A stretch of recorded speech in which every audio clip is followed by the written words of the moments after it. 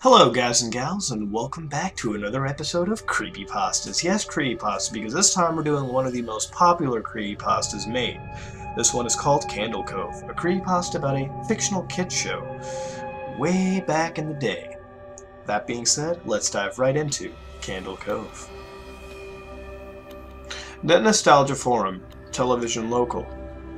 SkyShale033 writes, Subject, Candle Cove Local Kids Show. Does anyone remember this kid show? It was called Candle Cove, and I must have been 6 or 7. I never found reference to it anywhere, so I think it was on the local station around 1971 or 1972. I lived in Ironton at the time. I don't remember which station, but I do remember it was on a weird time, like 4 p.m. Mike Painter 65 writes, Subject, Candle Cove Local Kids Show. It seems really familiar to me. I grew up outside of Ashland and was 9 years old in 72. Candle Cove, was it about pirates? I remember a pirate marionette at the mouth of a cave talking to a little girl. SkyShale033 responds, Yes! Okay, I'm not crazy. I remember Pirate Percy. I was always kinda scared of him. He looked like he was built from parts of other dolls, real low budget. His head was an old porcelain baby doll, looked like an antique that didn't belong on the body. I don't remember what station this was. I don't think it was WTSF though. Jaren2005 joins the thread and writes, Sorry to resurrect this old thread, but I don't know exactly what show you mean, SkyShale. I think Candle Cove ran for only a couple months in 71, not 72. I was 12 and I watched it a few times with my brother. It was channel 58.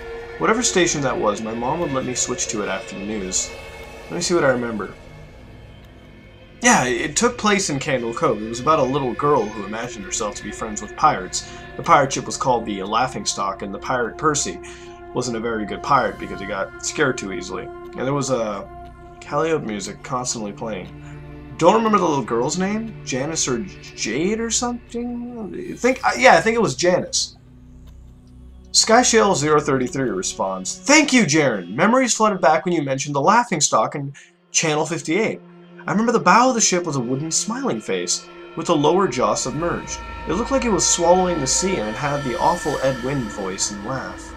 I especially remember how jarring it was when they switched from the wooden plastic model to the foam puppet version of the head that talked. Mike Painter 65 responds, Haha, I remember now too. Do you remember this part, SkyShale? You have to go inside. SkyShale033 responds, Oh, Mike, I got a chill reading that. Yeah, I remember.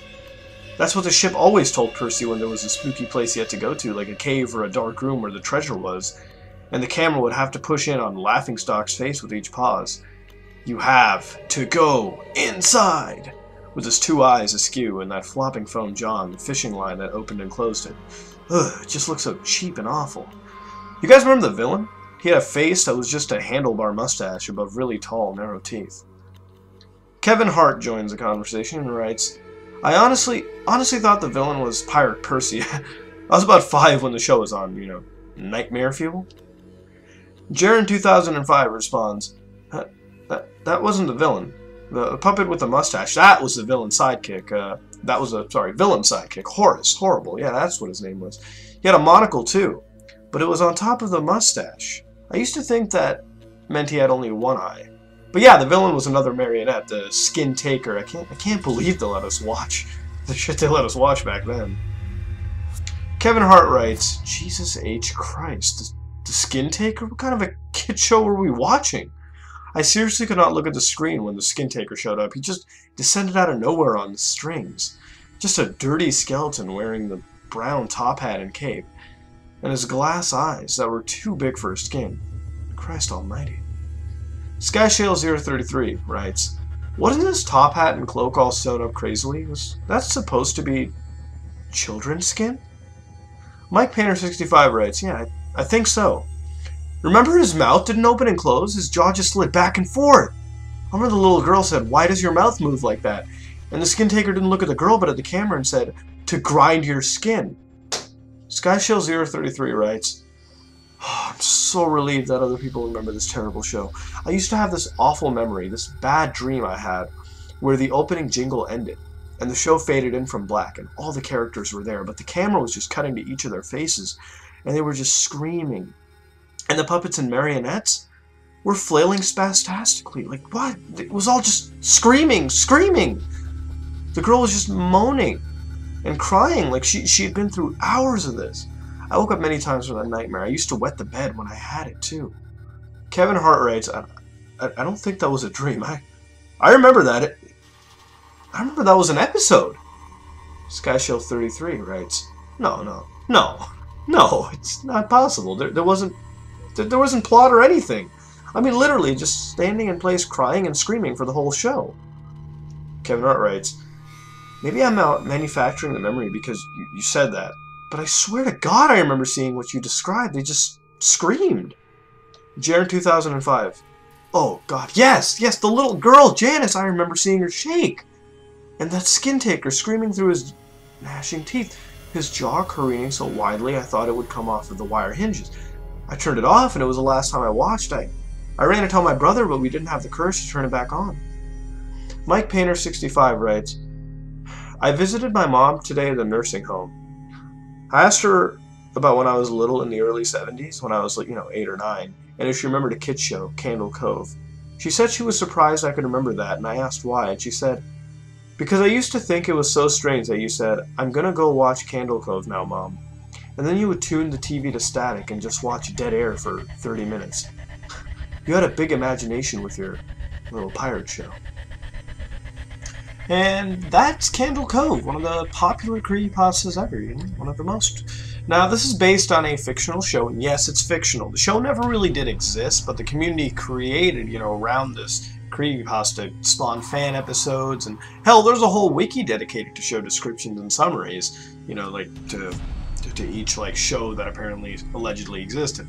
But that's the beauty of the internet, right? This creepypasta has its own lore developing as time goes on. But let's focus on this show, this creepypasta. Now, the creepypasta uses a forum thread storytelling mechanic, which we've seen interspersed with other creepypastas before, and it works well here when you see the constant bites of information, offered by the various characters, popping into this forum who decide to offer some more tidbits on the show, and they get more and more meaty as time progresses. Now you start to unravel, just more and more, characters such as the Skin Taker, which, if I was a kid, I would have shit myself if I saw that, and, even some phrases themselves. Now, the end is really done nicely, and when I say, I mean that it ends on a note that leaves me in the seamless transition. I'm not questioning things or, what the hell happened. The mother notifies the child of them watching static instead of a pirate show.